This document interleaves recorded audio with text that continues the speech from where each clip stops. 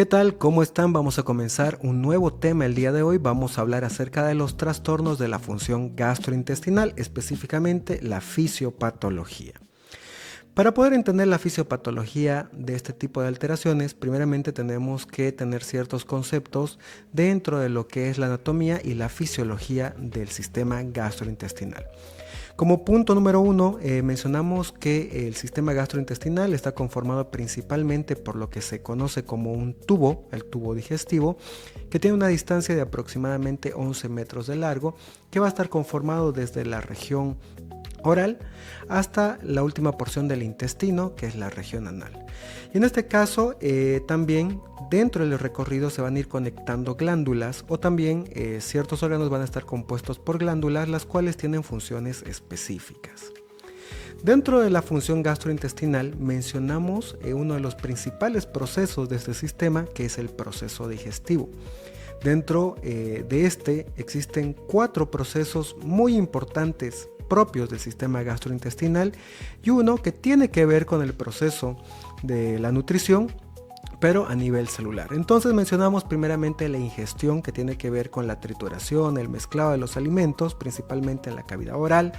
Después la digestión, donde los alimentos empiezan a descomponerse en moléculas más fáciles de asimilar por medio del ácido clorhídrico y las enzimas pancreáticas. Dentro del proceso de la absorción ya hablamos de un paso de las moléculas desde la luz del intestino hacia el sistema portal para su posterior metabolismo.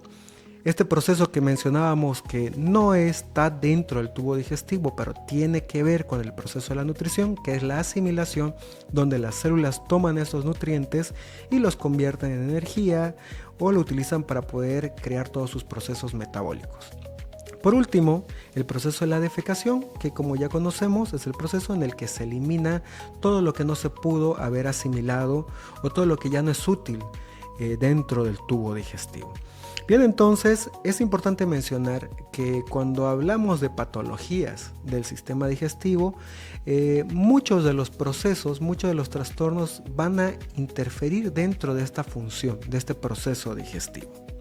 Mencionar que el sistema gastrointestinal va a estar controlado por 2 tipos de sistemas, en este caso el sistema nervioso entérico, que tiene que ver con 2 plexos, el plexo mientérico y el plexo submucoso, que más adelante vamos a ver sus funciones y vamos a hablar acerca de sus alteraciones, y también el sistema nervioso autónomo con el sistema simpático y parasimpático. Solamente es importante también mencionar de que tenemos un control por la parte hormonal gracias a la liberación de diferentes sustancias encargadas de motivar o agilizar todo el proceso de la digestión. Como mencionábamos, aquí tenemos las hormonas del sistema gastrointestinal, por ejemplo tenemos la colecistoquinina, la gastrina, la grelina, el péptido similar al glucagón de tipo 1, el polipéptido insulinotrópico dependiente de la glucosa, la secretina, los cuales intervienen en diferentes procesos que también lo vamos a estudiar a lo largo de este tema. Bien, entonces empezamos a hablar un poco acerca de las patologías. Antes de hablar de enfermedades como tal, vamos a ir repasando ciertas condiciones o ciertos tipos de alteración que en este caso, si tal vez no se consideran como enfermedades, están dentro de muchas enfermedades o pueden caracterizar ciertas enfermedades del tracto gastrointestinal. Por esa razón es importante poder tomar en cuenta y también gracias a esto poder determinar sus características y también la fisiopatología de este tipo de alteración. Bien, entonces vamos a comenzar a hablar acerca de la emesis, también conocido como vómito. Dentro del proceso de la emesis vamos a tener 3 subprocesos, primeramente las náuseas, seguido de las arcadas y por último, como tal, el vómito o la emesis. Cuando hablamos de náuseas estamos hablando de una sensación, de un deseo inminente de poder eliminar todo el contenido gástrico. En este caso puede cursar con manifestaciones vasomotoras y neurovegetativas, por ejemplo con la manifestación de palidez, sudoración, debilidad, hipotensión arterial. Después de esto viene la arcada. Dentro de la arcada ya vamos a tener un movimiento improductivo de lo que son los músculos expiratorios en el tórax, los músculos abdominales, el diafragma, la cual empieza a tener contracciones violentas, pero todavía no produce la salida del contenido gástrico. Por último, dentro de todo este proceso viene lo que es la emesis o el vómito, donde ya tenemos una expulsión forzada por medio de la boca del contenido gástrico. En este caso está precedido de esfuerzos o arcadas y náuseas generado por un antiperistaltismo gastrointestinal. Dentro del proceso fisiológico del vómito vamos a mencionar de que el vómito no es completamente patológico. Y esto se da porque está dentro de los procesos normales del cuerpo. Recordemos que si en el cuerpo existe algún tipo de proceso de defensa, es un proceso dentro de lo fisiológico. Pero hay que saber entender en qué momentos el vómito puede ser fisiológico y en qué momentos puede estar dentro de un proceso patológico. Bien, por eso, por ejemplo, vemos en esta imagen de que principalmente el vómito va a estar muy asociado dentro de la función fisiológica a poder ayudar al cuerpo a evitar el ingreso de toxinas al sistema. Como podemos ver acá, dentro del cuadro se ve en la parte del recuadro donde dice ingestión de toxinas. Cuando, por ejemplo, comemos alimentos contaminados con bacterias, con toxinas, estos pueden desencadenar un proceso a nivel del cuerpo en el cual ciertos centros del vómito que están en el sistema nervioso central puedan reaccionar para que haya un impulso hacia la parte periférica y este se pueda reflejar como vómito. ¿Para qué? Para poder eliminar lo más pronto posible este tipo de toxinas que, si lo dejamos pasar por el tránsito del tubo digestivo, pueden producir patología. Bien, entonces, por ejemplo, tenemos dos puntos importantes dentro del proceso fisiopatológico del vómito. Primeramente, lo que se conoce como el centro del vómito, que es el área específica donde se va a producir todo, en este caso, todo el mecanismo para crear las arcadas, crear las náuseas y posterior a esto el vómito, y la zona gatillo quimioreceptora, también llamada trigger zone, que en este caso tiene que ver mucho con la captación de la información tanto por la parte del sistema nervioso como por la parte hematógena. Entonces, dentro del principio fisiológico, el vómito tiene una función específica: ayudar al cuerpo a evitar la intoxicación. Pero también el vómito puede estar asociado a diferentes procesos patológicos. Por ejemplo, los mecanismos de estímulo pueden estar asociados al estómago, pueden estar asociados a nervios vegetativos aferentes, quimiorreceptores del cuarto ventrículo, el laberinto, el cerebelo, la corteza cerebral. También puede estar asociado a la liberación o la presencia de diferentes neurotransmisores y receptores involucrados acerca de la acetilcolina, la dopamina, la histamina, la serotonina. Dentro de los procesos patológicos, por ejemplo, el vómito puede estar asociado a diferentes enfermedades dentro de lo que es el tracto gastrointestinal, como la gastritis aguda, estenosis pilórica, los cólicos, el cólico en este caso biliar, por ejemplo, la pancreatitis, la apendicitis, como también puede estar asociado a otro tipo de órganos que están fuera del tubo digestivo. Por ejemplo, en el cólico renal, dentro de lo que son procesos cardiovasculares como el infarto agudo de miocardio, el glaucoma, patologías que afectan el sistema nervioso como la meningoencefalitis, procesos expansivos intracraneales, el traumatismo encefalocraneal, etc. Bien, entonces el vómito no es sinónimo de alteración en el sistema digestivo. Llega a ser sinónimo si en este caso se cronifica y no hay un motivo de toxicidad por ingesta. Tenemos que poder determinar la causa específica y obviamente acá hay que detener el vómito. Bien, en esta parte hablemos un poco con pinzas porque aquí se presenta el problema acerca de la terapéutica. Por ejemplo, muchas veces se intenta frenar el vómito ante cualquier pronóstico. Bien, el paciente ha ingerido, grandes cantidades de bebidas alcohólicas, pero el paciente no quiere vomitar. toma tabletas para evitar el vómito, pero en este caso el cuerpo está intentando crear un proceso de desintoxicación rápida. Bien, es un reflejo del cuerpo vomitar cuando excedemos las cantidades o el porcentaje de alcohol que el cuerpo puede metabolizar. O también cuando ya produce irritación de lo que es la mucosa gástrica.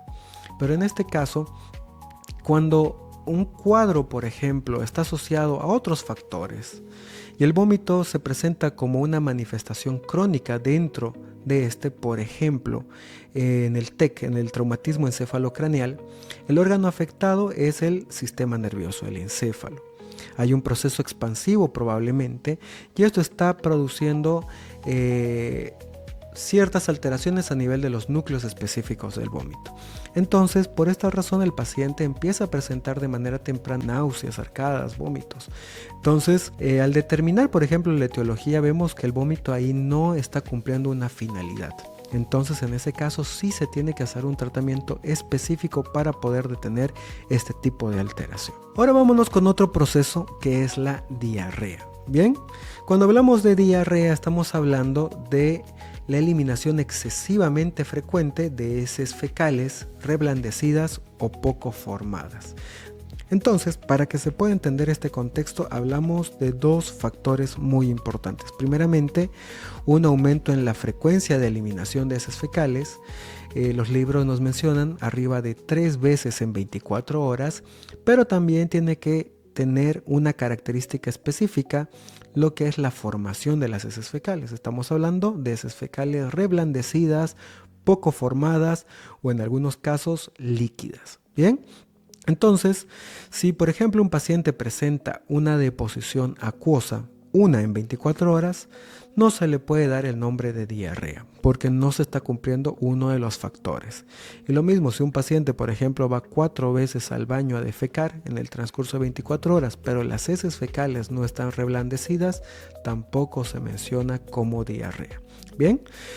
Obviamente hay que poder entender e identificar las causas de ese tipo de alteraciones, si es que es una alteración, si es que el cuerpo no está acostumbrado a ciertos factores, principalmente con el aumento de la frecuencia, pero pueden tener múltiples etiologías, pero en este caso no estamos hablando de un proceso diarreico.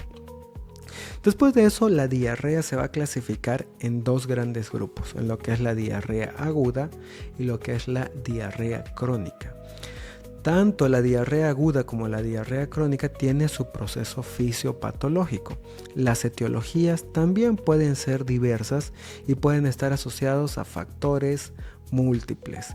Y dentro de las características clínicas, en base a la etiología también pueden presentarse ciertos signos y síntomas que se asocian a este.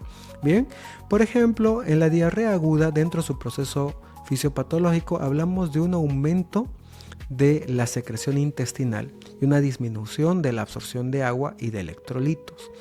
Esto con la finalidad de que, por ejemplo, según la etiología, un proceso infeccioso, el cuerpo utiliza un proceso de evacuación rápido. Entonces, nuestro cuerpo, al identificar un patógeno, al identificar toxinas y producir injurias sobre el tejido de la luz intestinal, en este caso, decide crear un proceso de evacuación rápida, aumentando la secreción intestinal, reduciendo la absorción de agua y en base a esto poder sacar todo lo que esté dentro del intestino lo más rápido posible. En ciertas ocasiones puede funcionar, en la mayoría de los casos lamentablemente no funciona de esa manera. A pesar que el cuerpo hace el intento, se necesita reforzar con diferentes tratamientos, principalmente si la etiología es infecciosa, poder hacerlo con tratamientos antibacterianos o antiparasitarios. Mencionamos un punto importante, que dentro de la diarrea aguda estamos hablando de un inicio abrupto y con una duración menor de 2 semanas. Dentro de la diarrea crónica mencionamos un proceso fisiopatológico, en este caso donde hay una alteración persistente de la absorción y la secreción intestinal. Puede haber, en este caso, la presencia de daños estructurales de la mucosa, puede haber procesos inflamatorios crónicos o alteraciones de la motilidad intestinal. Entonces aquí ya hablamos de diferentes síndromes, los cuales pueden estar afectando este proceso y se van a presentar con una duración mayor de 4 semanas y en algunos pacientes se cronifican durante casi toda la vida. Bien, entonces es importante determinarlos. En este caso vamos a hablar mucho acerca de la diarrea cuando veamos la gastroenteritis, un ejemplo. Y también vamos a mencionar ciertos puntos importantes acerca de la diarrea crónica, que no solamente tiene que ver con procesos crónicos, inflamatorios, alteraciones de la motilidad, que en ciertas perspectivas también puede estar asociado a ciertos patógenos, los cuales no son comunes. Y también tiene que haber ciertas condiciones patológicas de base para que el paciente pueda presentar este tipo de infección. Entonces, ahora sí llegamos al punto de las enfermedades. Vamos a hablar de una enfermedad llamada enfermedad de reflujo gastroesofágico, que es uno de los problemas más comunes que se produce, como dice ahí, de las patologías del esófago. Está producido principalmente por una deficiencia a nivel del esfínter esofágico inferior, que va a permitir la salida, la regurgitación del contenido gástrico hacia la luz del esófago. En este caso, como mencionábamos, el 60% de los casos va a estar producido por una deficiencia en este esfínter, el cual puede tener múltiples etiologías, desde causas congénitas donde el paciente nace con este tipo de debilidad o alteración, como también inducidas por otros factores como medicamentos, como procesos, por ejemplo, inducidos en el embarazo, en la obesidad. Entonces el paciente empieza a presentar las manifestaciones de alergia. También vamos a tener como etiologías alteraciones en el llenado gástrico, donde el esófago no libera todo el bolo al estómago, y también por un aumento de la cantidad de los jugos gástricos, cuando hay una excesiva producción de los mismos en el estómago y tienen la capacidad de pasar hacia lo que es la luz del esófago. Dentro de los signos y síntomas de esta enfermedad es importante poder determinar los más importantes y los que se asocian. El ERGE es una enfermedad que no se diagnostica por medio de procesos, en este caso, imagenológicos o alternativos. El diagnóstico del ERGE se da gracias a la clínica, o sea, el examen físico y todo lo que es el proceso de la recolección de datos de la enfermedad. Entonces, es importante que acá nosotros tomemos muy en cuenta uno de los signos y síntomas más prevalentes, que es la pirosis. La pirosis se define como una manifestación dolorosa a nivel del espacio retroesternal, o sea, en la región central del tórax. El paciente principalmente refiere un dolor de tipo urente. Hablando ya en un lenguaje un poco más coloquial, mencionamos que es un dolor que el paciente nos refiere que arde, que quema. Bien, entonces el paciente viene a la consulta, nos dice el tiempo de evolución de la patología y nos dice la palabra clave: siento que me arde en la región del tórax. Cuando indagamos la localización específica nos menciona que es en el centro del tórax, que nosotros ya lo definimos como región retroesternal. La pirosis se va a dar porque al producirse una regurgitación del contenido gástrico, que principalmente está compuesto por el ácido clorhídrico, este produce un proceso irritativo e inflamatorio en lo que llega a ser el tejido del esófago, la parte interna. Entonces, gracias a esto se produce tal dolor, el dolor de tipo urente. La pirosis va a estar más asociada en los horarios de la mañana, porque el paciente, al estar en una posición horizontal al dormir, tiene más tendencia a que por la deficiencia el contenido gástrico y el ácido clorhídrico se pueda salir hacia el esófago. También puede estar asociado a la pirosis ciertas manifestaciones como el dolor de garganta al despertar, las faringitis sin una etiología aparente, pacientes que empiezan a tener alteraciones a nivel de la garganta, dolor, ronquera, tos, que no hay procesos infecciosos, no duerme con aire acondicionado. Muchas veces lo atribuyen a los ronquidos, un mal proceso de la ventilación al momento de dormir, pero puede estar asociado a lo que es el ERGE. También tenemos lo que es la rumiación, que es la salida del contenido gástrico hacia la región del esófago y que regurgita hacia la boca. Muchos pacientes sufren este tipo de condición. Después de comer o en medio de la comida, consumen el alimento, lo ingieren, pero el alimento vuelve hacia la boca. Bien, entonces también nos está hablando de una deficiencia a nivel del esfínter esofágico inferior.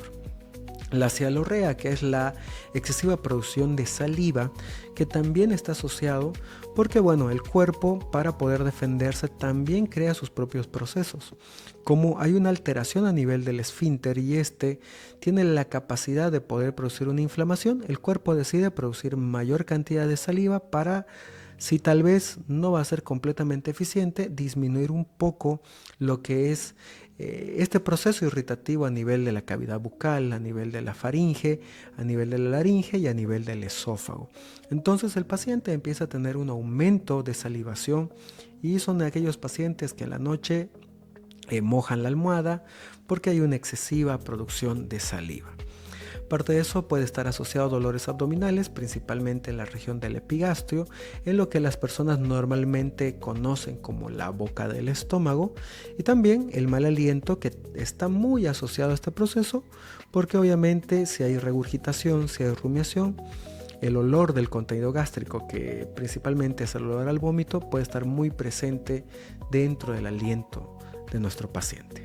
Dentro de los tratamientos tenemos diferentes tipos de tratamientos. Es importante mencionar de que los medicamentos solamente hacen una parte. También se tiene que cambiar ciertas condiciones del estilo de vida del paciente. Primeramente, el paciente tiene que empezar a hacer una alimentación fraccionada. Eso significa de que tiene que comer más veces en el día, pero en menor cantidad, obviamente dentro de lo que es su aporte calórico establecido.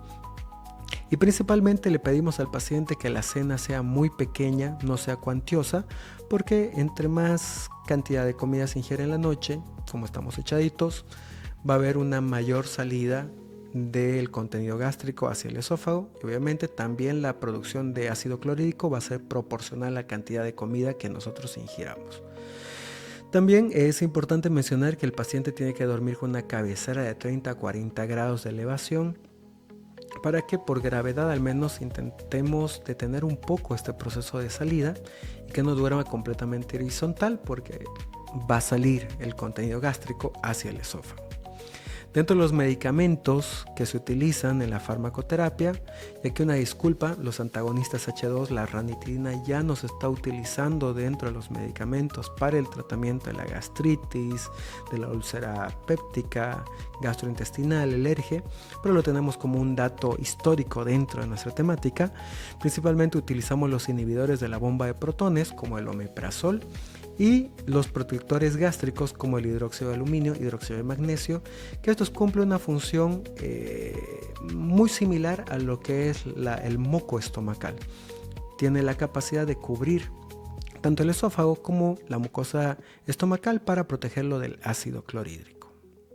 Es importante mencionar que alteraciones como el ERGE, el síndrome de Mallory-Weiss, pueden desencadenar con el paso del tiempo a lo que se conoce como cáncer esofágico. ¿Por qué se produce este tipo de proceso? Primeramente, porque dentro del proceso inflamatorio agudo tenemos tres fases dentro de este proceso. Tenemos una fase aguda, donde hay el proceso de la vasodilatación, tenemos el proceso subagudo, donde hay la infiltración leucocitaria, pero también tenemos la fase crónica, que es el proceso donde hay degeneración tisular. Estamos hablando de destrucción del tejido. El proceso inflamatorio tiene que ser un proceso corto, obviamente con cada uno de sus procesos. ¿Para qué se realiza este proceso? Para poder reparar de manera adecuada todo lo que ha sido lesionado por diferentes factores. Pero cuando el factor que está produciendo la lesión es permanente o crónico, este proceso degenerativo por parte de las defensas, la nueva creación de células, los procesos apoptósicos, etc., puede llevar a una mala diferenciación celular. haciendo de que estas células empiecen a tener patrones diferentes dentro de la información genética y con el paso del tiempo puedan crear ya lo que conocemos como células tumorales o células cancerígenas. Bien, dentro de la clasificación del cáncer esofágico vamos a tener dos tipos histológicos principales. Tenemos el carcinoma epidermoide, que está muy asociado al tabaquismo, al alcohol y las lesiones crónicas, como en el ERGE, un ejemplo, y el adenocarcinoma, que está asociado al esófago de Barrett y también al ERGE, al reflujo gastroesofágico. Bueno, recordando un poco lo que es la fisiopatología del ciclo celular, mencionamos que dentro del proceso de la reproducción celular vamos a tener diferentes sistemas de control encargados de evitar que la información genética pueda presentar alteraciones. Y si presentar algún tipo de mutación, el cuerpo tiene fases para poder solucionar esto. Y si en el peor de los casos no logra solucionar la mutación, la alteración genética, tiene que producir la lisis, la muerte de esa célula. Recordemos que el proceso cancerígeno es una célula que ha logrado sobrevivir a todos estos tipos de procesos, siendo potencialmente dañina porque tiene una gran capacidad de reproducción, tiene una gran capacidad de mala diferenciación y también tiene una gran capacidad de invasión a otros órganos, donde ya se producen los diferentes estadios del cáncer. Entonces, por ejemplo, dentro de las características histológicas mencionamos que el carcinoma epidermoide tiene, por ejemplo, como lesiones precursoras la displasia escamosa, la cual nos va a llevar a un carcinoma in situ. Los estímulos irritativos crónicos como el consumo del alcohol, el uso del tabaco, del cigarro, bebidas muy calientes tienen la capacidad de producir lesiones e inflamación crónica dentro de lo que es el epitelio del esófago. Este daño repetitivo nos va a llevar a acumulaciones de mutación a nivel celular. ¿Qué mutaciones principalmente tenemos? Mutaciones a nivel del P53 y el P16 inactivos y la amplificación de ciclina D1. Entonces, primeramente tenemos una displasia que va a evolucionar a una invasión a la lámina propia. Esta tiene también como un siguiente progreso la invasión a nivel muscular y por último la metástasis. Dentro de lo que es el adenocarcinoma del esófago mencionamos que como un mecanismo clave tenemos ciertas enfermedades como la enfermedad del reflujo gastroesofágico, lo que es el síndrome de Mallory-Weiss, un ejemplo también como un proceso lesivo que nos lleva a un proceso metaplásico intestinal a nivel del esófago. Ojo que aquí no nos estamos equivocando. El cuerpo dentro de estos procesos patológicos decide por el proceso inflamatorio crónico dentro de la región esofágica crear células intestinales que recubran el esófago. Entonces ahí ya tenemos una de las alteraciones más importantes. Al haber una metaplasia, eso nos va a llevar a un esófago de Barrett, y aquí ya tenemos un epitelio escamoso que reemplaza por un epitelio columnar intestinalizado. Siguiendo con el proceso patológico, empieza a tener una acumulación de mutaciones a nivel del PT53 y una progresión a una displasia de bajo grado, una displasia de alto grado y lo que ya después conocemos como un adenocarcinoma. Entonces, dentro de los factores importantes para poder determinar el cáncer esofágico, primeramente tenemos lo que son las etiologías de base. Un paciente con un ERGE de larga data, un paciente que tiene conductas de consumo habitual de alcohol, de tabaco, tiene que hacerse revisiones periódicas, principalmente después de los 30-40 años, para poder determinar de que no existan este tipo de procesos que normalmente al inicio de la patología no presentan una clínica hasta que la enfermedad avanza, va produciendo oclusión del tubo digestivo en la región esofágica, principalmente en el tercio inferior del esófago, y empiezan a presentarse los signos y síntomas, como uno de estos principalmente los vómitos de tipo alimenticio, porque así se ocluye la luz del esófago, los alimentos ya no pueden pasar de manera adecuada hacia el estómago, haciendo que se presente el vómito como respuesta.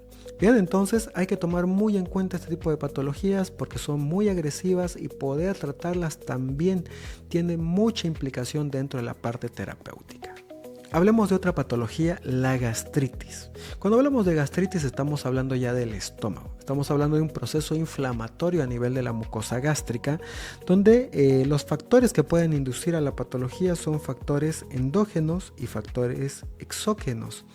Estamos hablando de factores que pueden ser del cuerpo como factores que pueden venir de afuera.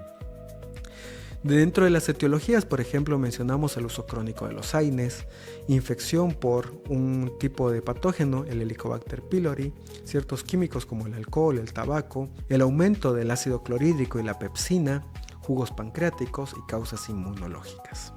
Dentro de la clasificación de la gastritis, primeramente mencionamos de que este está clasificado por su cronicidad en gastritis aguda y en gastritis crónica. Entonces, por ejemplo, como vemos en este cuadro, dentro de un proceso normal, las fuerzas lesivas, que en este caso es el ácido gástrico y las enzimas pépticas, son detenidas por las fuerzas defensivas del estómago. La secreción del moco superficial, la secreción de bicarbonato al moco, el flujo de sangre de la mucosa, transporte de la membrana apical superficial, capacidad regenerativa del epitelio y la síntesis de prostaglandinas. Entonces todos estos procesos colaboran a poder proteger el estómago del ácido clorhídrico, que recordemos que es una sustancia con un alto poder irritativo. Pero cuando ya hay un proceso etiológico, cuando ya hay una causa que afecta las fuerzas defensivas del estómago, ya se va a producir la lesión y hay exposición de lo que es el epitelio celular del estómago y ya se va a producir ciertos procesos a nivel de todo lo que corresponde al tejido gástrico, como la isquemia, shock, retraso del vaciamiento gástrico, factores que en este caso pueden atribuir a un empeoramiento del paciente, y si no se trata a tiempo este tipo de lesiones puede progresar a lo que ya se conoce como una úlcera gástrica, donde ya hay destrucción del tejido. Entonces mencionamos dentro de las definiciones que la gastritis aguda es una lesión donde principalmente hay una presencia de neutrófilos, o sea, un proceso agudo que está dentro de las 2 semanas de aparición. Después mencionamos lo que es la gastropatía, donde ya hay lesión celular y regeneración del tejido con escasas células inflamatorias, o sea, un proceso en el que hubo una gastritis aguda. Y en este caso el cuerpo ya hizo un proceso degenerativo y un proceso de regeneración del tejido, pero ya hay una secuela de un proceso lesivo. Y la gastritis crónica, donde ya tenemos la presencia de atrofia del epitelio glandular estomacal con ausencia de erosiones macroscópicas. Entonces, hablando un poco de las etiologías, primeramente mencionamos como uno de los factores más importantes a nivel mundial de la gastritis aguda el consumo crónico de AINES. ¿Qué son los AINES? Son los antiinflamatorios no esteroideos. Medicamentos que se utilizan principalmente para producir un efecto antiinflamatorio, que también tienen propiedades analgésicas, tienen propiedades antitérmicas. En este caso, estos medicamentos son muy comercializados, muy utilizados y las personas normalmente conocen mucho sus nombres. Entonces, todos estos fármacos tienen una gran capacidad lesiva dentro de lo que es la producción de moco a nivel del estómago. ¿Cómo se produce este proceso? ¿Cuál es la fisiopatología de la producción de la gastritis por AINES? Primeramente mencionamos que los AINES, para poder producir sus efectos, tienen que inhibir unas enzimas que se llaman ciclooxigenasas. Al inhibir la ciclooxigenasa tipo 2, el AINES cumple lo que es su efecto primario o terapéutico, o sea, inhibir el proceso inflamatorio. Pero a su vez, algunos AINES tienen una poca selectividad dentro de la inhibición de las demás ciclooxigenasas, porque las ciclooxigenasas no solamente intervienen dentro del proceso de la inflamación, también intervienen dentro de otros procesos, como procesos fisiológicos del cuerpo. Estamos hablando de la protección gástrica por medio de la producción de moco gástrico, estamos hablando de la hemodinámica a nivel renal, estamos hablando de los procesos de agregación plaquetaria. Entonces, la ciclooxigenasa 1 que no interviene dentro del proceso inflamatorio, sino que interviene dentro de procesos de protección, también se puede ver inhibida por medio de los AINES. Y lamentablemente, como un efecto colateral de estos medicamentos, se puede producir la gastritis. Es importante mencionar que no todos los AINES producen lesiones gástricas en tiempo corto. Muchos son más selectivos de la ciclooxigenasa 2, entonces pueden producir este tipo de reacciones en largo plazo, pero es muy importante mencionar de que casi todos los AINES son gastrolesivos. Después, el Helicobacter es una bacteria bacilo gram negativo que tiene la capacidad de poder vivir y colonizar lo que es la cavidad gástrica. Cualquiera pensaría de que nada puede sobrevivir al ácido clorhídrico, pero este patógeno tiene la capacidad de poder adecuarse, crear sus propias defensas contra el ácido clorhídrico y sobrevivir y reproducirse dentro del estómago, produciendo microlesiones a nivel del tejido, la cual en este caso van a ir produciendo mayor cantidad de lesiones. Gracias a sus toxinas también se incrementan los procesos inflamatorios y el paciente con el paso del tiempo va a presentar infiltración de linfocitos B y T por los procesos inflamatorios, produciendo la cronicidad del cuadro clínico.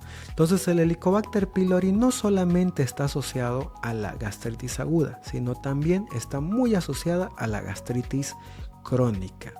Y con el paso del tiempo, si no se trata este tipo de alteración, también puede estar muy asociado a la producción de ciertos tipos de tumores como los linfomas. Dentro del tratamiento de la gastritis mencionamos de que principalmente se utilizan los inhibidores de la bomba de protones. El omeprazol, por ejemplo, dentro de este tema es uno de los medicamentos más conocidos en nuestro país. Ya hemos mencionado que los antagonistas H2 ya no se utilizan por ciertos factores terapéuticos, y también es importante mencionar que protectores gástricos como el hidróxido de aluminio, el hidróxido de magnesio son muy útiles dentro del tratamiento de la gastritis. Ahora hablemos de una de las complicaciones de la gastritis. Hablemos acerca de la úlcera gástrica. Estamos hablando de una lesión química producida sobre la mucosa gástrica, causada principalmente por mecanismos similares a la gastritis, tanto en lo que es la gastritis aguda, que en muy pocas ocasiones se produce, principalmente está muy asociada a la cronicidad de este proceso inflamatorio.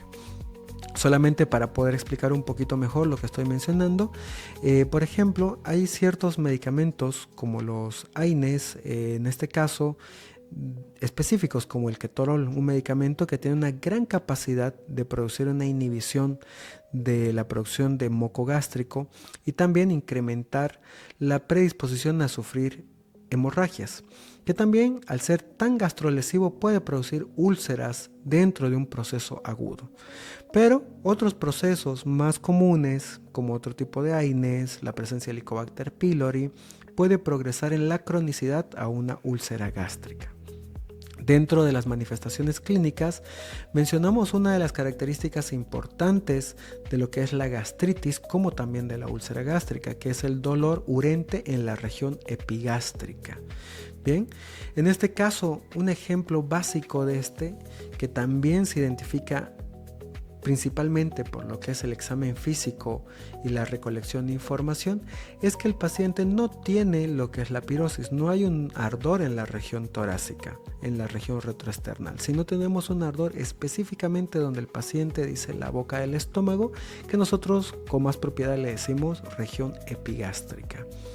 Puede estar asociado a otras manifestaciones como el meteorismo, que es la distensión abdominal, acumulación de gases y dolor abdominal, que en algunos pacientes se presenta. Las complicaciones de la úlcera gástrica tenemos la hemorragia digestiva alta, puede haber en algunos casos muy severos abdomen agudo perforativo y la peritonitis aguda. También mencionar que la úlcera péptica, otro tipo de úlcera, que en este caso el factor es diferente, que está causado por una liberación del pepsinógeno a nivel del estómago, que este se convierte en pepsina y produce lesiones crónicas en el tejido, también va a producir en este caso una manifestación clínica similar.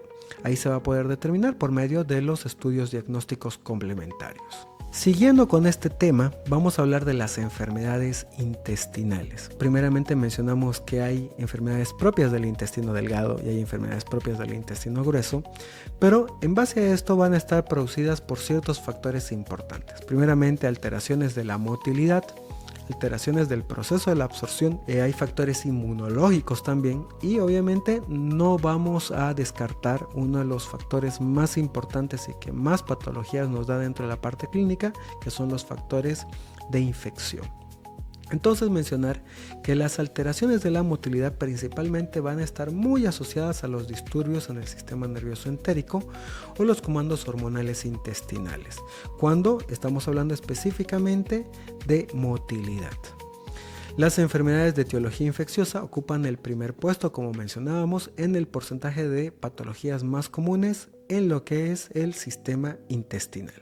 Entonces aquí vamos a hablar de una de las enfermedades que se presentan con mayor oportunidad dentro de lo que es el consultorio médico. Estamos hablando de la dispepsia funcional. ¿Qué es la dispepsia? Mencionamos como una enfermedad multifactorial que va a estar asociada principalmente a la disminución del proceso digestivo, el cual va a presentar signos y síntomas típicos de la enfermedad. Principalmente va a estar muy asociado a lo que es el meteorismo, que mencionábamos que era distensión abdominal con la presencia de flatulencias o acumulación de gases, y el dolor tipo cólico en la región abdominal. Los factores que producen la dispepsia, como mencionábamos, pueden ser multifactoriales y tenemos, por ejemplo, desde alteraciones en los plexos nerviosos, alteración de neurotransmisores que comandan los procesos dentro del sistema digestivo, como también la estimulación continua del sistema nervioso simpático. Entonces, por ejemplo, cuando leemos un poco más acerca de esta patología, hay ciertos estudios que demuestran que el estrés también puede ser un inductor de la dispepsia funcional. El tratamiento se va a enfocar en mejorar las condiciones de la motilidad intestinal y el vaciamiento gástrico, aunque en ciertos casos se utilizan medicamentos paliativos para disminuir la presencia de gases. Entonces, por ejemplo, cuando presentamos en el consultorio este tipo de patología, tenemos que primeramente estudiar los factores etiológicos de la enfermedad. Si vemos que tal vez los factores etiológicos no se pueden estudiar a fondo por falta de procesos diagnósticos, por falta de la parte económica del paciente, se pueden dar tratamientos para mejorar el estilo de vida del paciente o las condiciones del paciente en realidad, que estamos hablando de los medicamentos paliativos. Por ejemplo, la simeticona, un medicamento ideal para poder disminuir el meteorismo, o sea, la acumulación de gases, que normalmente es lo que más molesta al paciente. Y también medicamentos que ayuden a regular el proceso de la motilidad intestinal, como lo que son los procinéticos. Siguiendo con este tema, vamos a hablar acerca de las gastroenteritis. Cuando hablamos de gastroenteritis, estamos hablando de un proceso inflamatorio agudo que va a producir alteraciones funcionales en el tejido afectado. Principalmente la etiología de la gastroenteritis es una etiología de causa infecciosa, pero también existen factores químicos, inmunológicos, traumáticos que pueden producir signos y síntomas asociados a este proceso. Bien, dentro de las manifestaciones clínicas mencionamos dos factores muy importantes, uno casi característico de la gastroenteritis, que son las deposiciones acuosas, también se puede mencionar como diarrea, y el dolor abdominal tipo cólico, que se puede presentar en la mayoría de estos. Como ya habíamos mencionado previamente, la diarrea es una alteración que se caracteriza por el aumento de las deposiciones por más de 3 en 24 horas con la disminución de la consistencia. Estamos hablando de deposiciones acuosas o líquidas. Bien. Entonces, las características de las deposiciones en ciertos aspectos clínicos, y hablando de las manifestaciones clínicas, nos pueden ayudar hasta identificar la etiología del cuadro. Obviamente, ya tenemos en la actualidad muchos métodos diagnósticos que nos permiten poder llegar al agente etiológico infeccioso, por ejemplo, de las gastroenteritis infecciosas, de una manera muy exacta. Entonces, por ejemplo, mencionamos que dentro del factor infeccioso tenemos 4 patógenos que tienen la capacidad de poder infectar al ser humano. Tenemos las bacterias, los parásitos, los virus y los hongos. El 80% de las gastroenteritis están ocasionadas por bacterias, principalmente por la Escherichia coli, que es una de las bacterias más comunes que también vive dentro del intestino, pero existen cepas que pueden ser patógenas de la parte externa. Tenemos otros tipos de bacterias como la salmonella, la shigella, el campylobacter, la klebsiella. En algunos casos los estreptococos pueden producir infección, los estafilococos, el Haemophilus influenzae. Estos últimos 3 no son tan comunes, principalmente las infecciones se caracterizan por bacterias gram negativas, pero puede haber este tipo de excepción. Dentro de los parásitos, principalmente las gastroenteritis pueden estar ocasionadas por parásitos de tipo ameba o protozoo, como la Giardia lamblia, la entomobistolítica lítica o el Blastocystis hominis.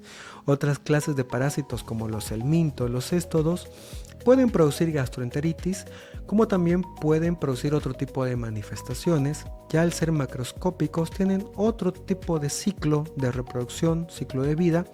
Entonces, en algunos pacientes pueden hasta no presentar manifestaciones tempranas, sino en el paso de la enfermedad, en la cronicidad de la enfermedad, recién empezar a presentar signos y síntomas que son mucho más específicos de cada patógeno. Dentro de los virus, por ejemplo, tenemos el rotavirus, que es uno de los virus con mayor capacidad de producción de gastroenteritis. Tenemos otros como el adenovirus entérico, por ejemplo. Por último, los hongos, representados por la Candida albicans, el Rhizopus, el Mucor, principalmente la Cándida, que en ciertas condiciones puede colonizar el intestino, aunque mencionemos, y es importante hacer acá un paréntesis, que los hongos son los patógenos que menos patología producen dentro del cuerpo.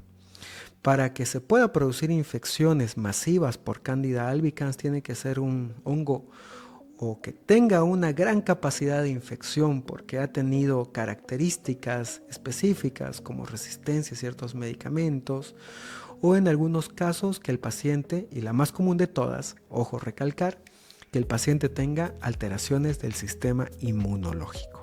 Bien, entonces los hongos por el momento lo dejamos como algo aparte, muy específico de una rama infecciosa que es poco común, aunque se puede presentar, pero dentro de lo más general, las bacterias, los parásitos llegan a ser los más patógenos dentro de lo que es la gastroenteritis. Entonces, algunos tipos de patógenos demuestran características sobre signos y síntomas, específicos tipos de diarreas. Por ejemplo, la Escherichia coli enterohemorrágica tiene una gran capacidad de producir diarrea con sangre, lo que es la disentería. La entomobistolítica también tiene esta capacidad, el rotavirus también. Entonces, hay algunos patógenos que tienen la capacidad de poder agregar más signos y síntomas dentro de su cuadro típico.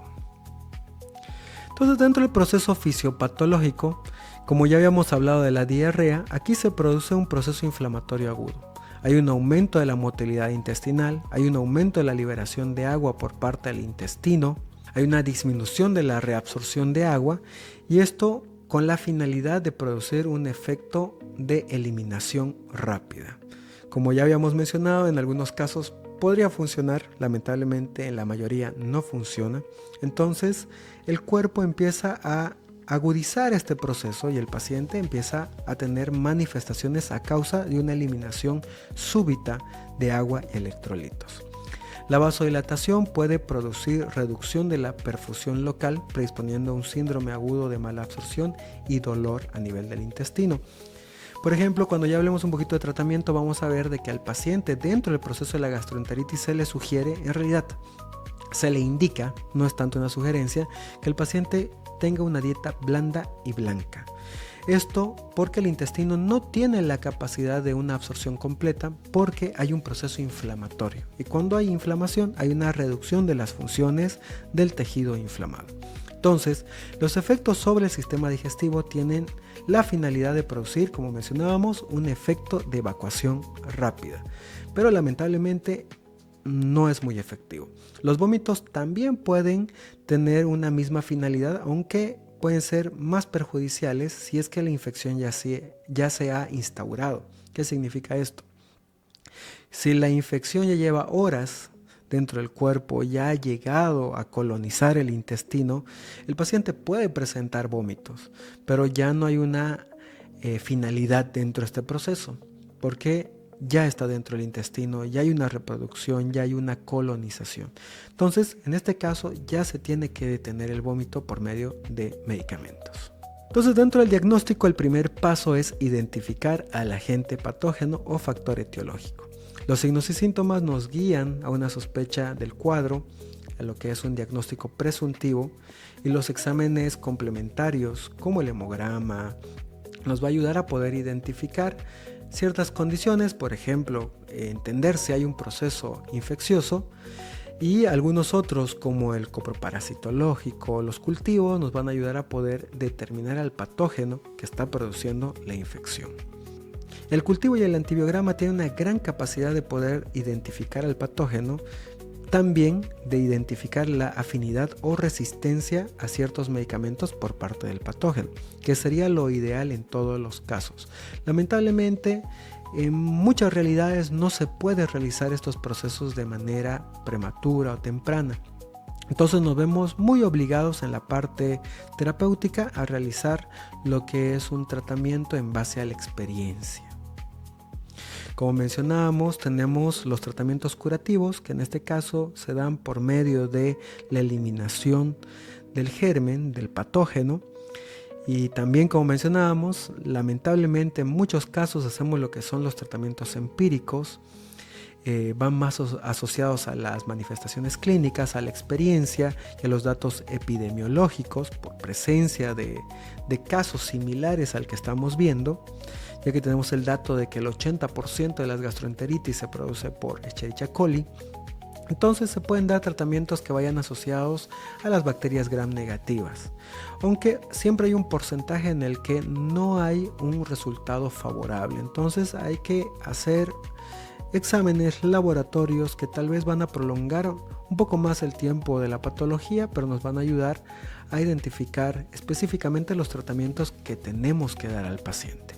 Dentro de los tratamientos paliativos, por ejemplo, hablamos de medicamentos para disminuir la frecuencia de las deposiciones, medicamentos que sirven para reducción del dolor, los espasmos, la suplementación probiótica, pero ojo, este tipo de tratamientos no siempre van a estar dentro del rango terapéutico. Hay que saber elegir en qué tipo de oportunidades y en qué momentos se pueden utilizar.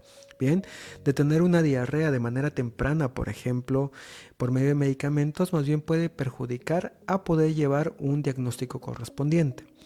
Para ser más claro dentro de lo que estoy explicando, por ejemplo, lo típico dentro de la realidad de mi país, por ejemplo, es de que al paciente presenta diarrea, se le da preparados caseros como agua de arroz, agua de maicena, que creen que con eso van a detener la diarrea, y sí, lo detiene porque los almidones cumplen una función de tapón, pero no estamos solucionando la etiología del cuadro, no estamos mejorando al paciente. Entonces, más bien, vamos a hacer de que el paciente no tenga diarrea, crea que está mejor, pero lamentablemente las bacterias, los patógenos se siguen reproduciendo, entonces al día siguiente el paciente puede estar peor. Es mejor poder hacer un diagnóstico correspondiente, hacer el tratamiento antiinfeccioso, y una vez que ya tenemos seguro el tratamiento antiinfeccioso, recién podemos cumplir con las medidas paliativas. Entonces, como resumen, la gastroenteritis es una de las enfermedades más comunes que vamos a ver dentro del campo médico. Es importante poder identificar de manera correcta el factor etiológico y tratar adecuadamente. Hablemos de otro tipo de patologías, como el síndrome de intestino irritable. Estamos hablando de una enfermedad que se presenta como principalmente una alteración en la comunicación del sistema nervioso central y el intestino, donde hay ciertos aspectos importantes que hay que tomar en cuenta.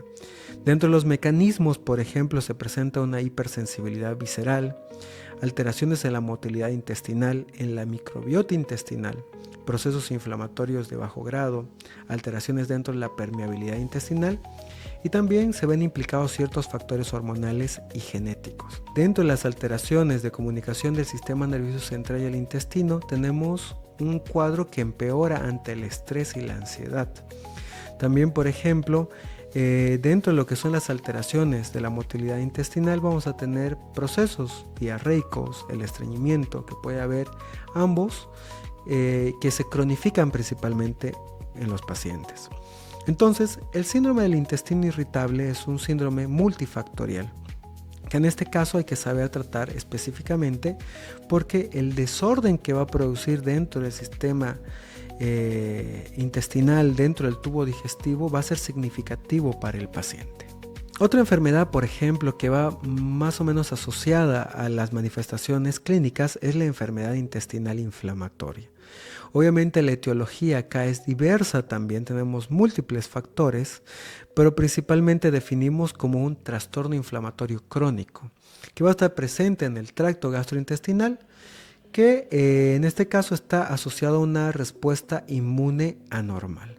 Bien, la base inmunológica de esta enfermedad es que tenemos una activación inapropiada del sistema inmune frente a lo que es la microbiota intestinal, o sea, las bacterias saprófitas del intestino, las bacterias que viven dentro del intestino y que normalmente en un paciente sano no tendrían que producir una alteración significativa porque no son patógenas.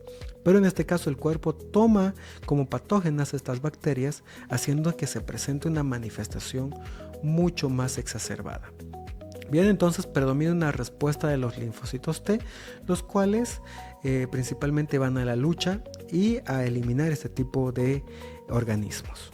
Dentro de los factores genéticos también tenemos una cierta predisposición con mutaciones, por ejemplo, en algunos genes que van a aumentar la susceptibilidad y hay que tomar muy en cuenta la historia familiar o la presencia de este tipo de patologías dentro de la familia.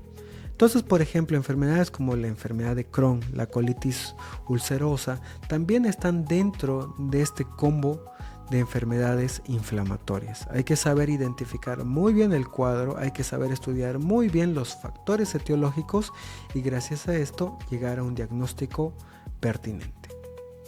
Hablando un poquito acerca ya de intestino grueso, vamos a mencionar una de las enfermedades también muy comunes, que es la enfermedad diverticular.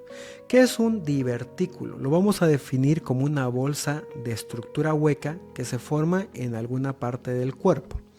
En este caso, la enfermedad diverticular va a estar asociado, como dijimos, al colon. En este caso se va a llamar diverticulosis. La enfermedad diverticular se produce cuando van a aparecer signos y síntomas asociados a este tipo de formaciones. Los factores dentro de la fisiopatología, por ejemplo, hablamos de un aumento de la presión intraluminal, que en este caso puede estar predispuesto por una dieta baja en fibra. Hay un debilitamiento de la pared intestinal en puntos de entrada de los vasos y ahí se van a ir formando las saculaciones, o sea, los sacos, que ya después le vamos a dar el nombre de divertículo. Los factores que predisponen a este tipo de enfermedad tenemos factores de edad avanzada, dieta baja en fibra, el estreñimiento crónico, obesidad y el sedentarismo. Dentro de las alteraciones estructurales mencionamos que hay un engrosamiento de la pared colónica, que esto es muy común dentro de los pacientes, del ser humano en realidad, que va envejeciendo.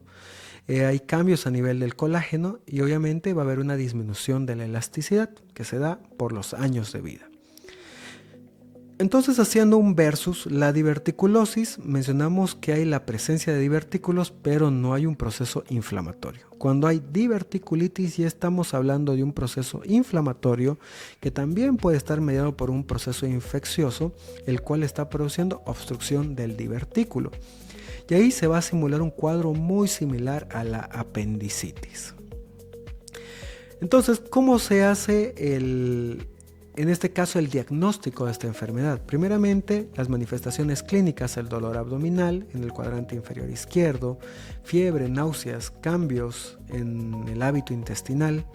Dentro de lo que es los exámenes laboratoriales vamos a tener leucocitosis, elevación en el PCR, marcadores inflamatorios. Dentro de lo que ya son estudios imagenológicos tenemos diferentes alternativas. La tomografía computarizada es el estudio de elección, es el gold estándar y nos va a ayudar a determinar la inflamación, los abscesos, perforaciones y engrosamiento de la pared. También se puede realizar ciertas alternativas como la ecografía abdominal, que en este caso puede servir en algunas situaciones. La colonoscopía es útil en una fase no aguda para poder evaluar la diverticulosis y descartar otro tipo de patologías como lo que pueden ser los tumores a nivel del colon. Y la radiografía abdominal, que también en algunos casos nos puede ayudar a determinar ciertas alteraciones que pueden estar asociadas a la diverticulitis. Dentro de otras enfermedades del colon hablamos de la apendicitis. La apendicitis es la inflamación del apéndice. ¿Qué es el apéndice? Es un órgano que ya no cumple una función fisiológica dentro de nuestro organismo. Se cree que tenía funciones inmunológicas, pero con el cambio de hábitos del ser humano en el paso del tiempo y los procesos adaptativos, este deja de tener una función. El apéndice, en este caso también conocido como apéndice vermiforme, tiene un proceso inflamatorio, el cual principalmente va a estar ocasionado por una obstrucción de su luz. Al haber la obstrucción, las bacterias que habitan dentro del apéndice van a producir un absceso, el cual va a desencadenar todo el proceso inflamatorio, el proceso infeccioso y las manifestaciones clínicas de esta enfermedad. Entonces, por ejemplo, dentro de la fisiopatología inicial hablamos de un proceso obstructivo, una acumulación de moco, un aumento de la presión intraluminal del apéndice, una distensión del apéndice, va a haber una compresión del drenaje venoso, lo cual nos va a llevar a una isquemia, la proliferación de bacterias y la inflamación aguda. Dentro de las manifestaciones clínicas vamos a tener un dolor migratorio en la fosa ilíaca derecha, vamos a tener anorexia, náuseas, vómitos, fiebre leve. Y en este caso, la secuencia de las manifestaciones clínicas se van a presentar en el cabo de pocas horas. No es un proceso crónico, puede cronificar en el cabo de días, pero normalmente la apendicitis necesita un abordaje rápido y específico por la parte quirúrgica, porque no hay un tratamiento antiinflamatorio farmacológico que pueda ayudar a desinflamar este proceso. Entonces aquí, por ejemplo, en los métodos diagnósticos hablamos de ciertos signos clínicos como el signo de McBurney, el Robson, la maniobra del psoas, el obturador, los cuales van a estar positivos. Dentro de los laboratorios tenemos una leucocitosis con neutrofilia, tenemos un proceso de PCR elevado. Dentro de las escalas clínicas, en este caso la escala de Alvarado nos va a ayudar a estimar la probabilidad diagnóstica. La ecografía abdominal puede ser útil en niños y en embarazadas para poder mostrar el apéndice engrosado, aunque no es un estudio de elección. La tomografía computarizada puede ser más sensible y específico en adultos y confirma el diagnóstico.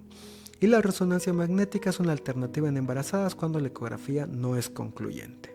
Entonces la apendicitis se tiene que tratar, como mencionábamos, adecuadamente, se tiene que hacer un abordaje quirúrgico porque pueden venir complicaciones que obviamente pueden afectar más la salud del paciente.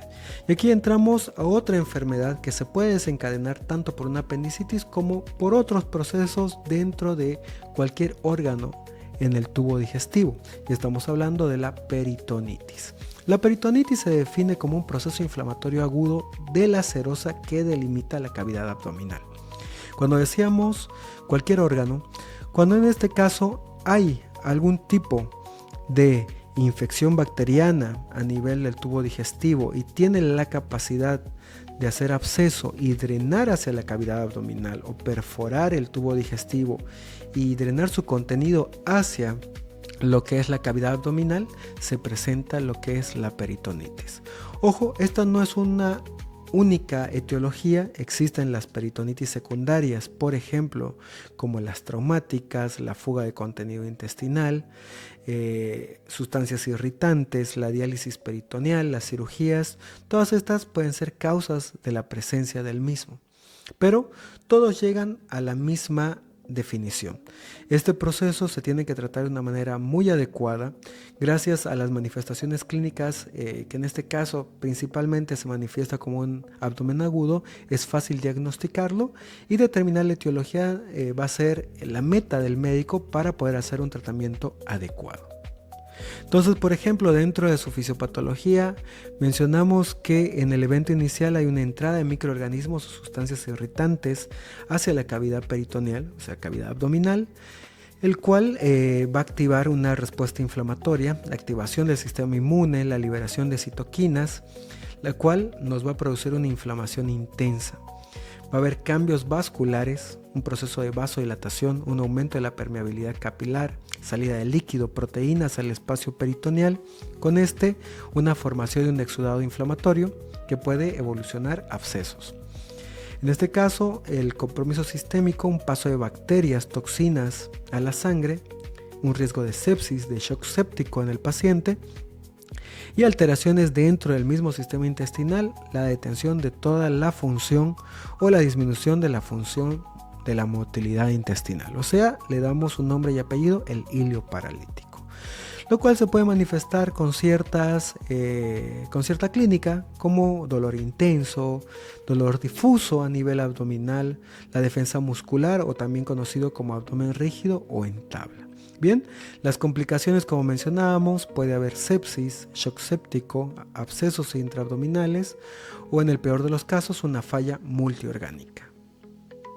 Entonces, hasta aquí llegamos con el tema de los trastornos de la función gastrointestinal. Nos vemos en un próximo video, que el siguiente tema es trastornos de la función hepatobiliar y el páncreas exócrino.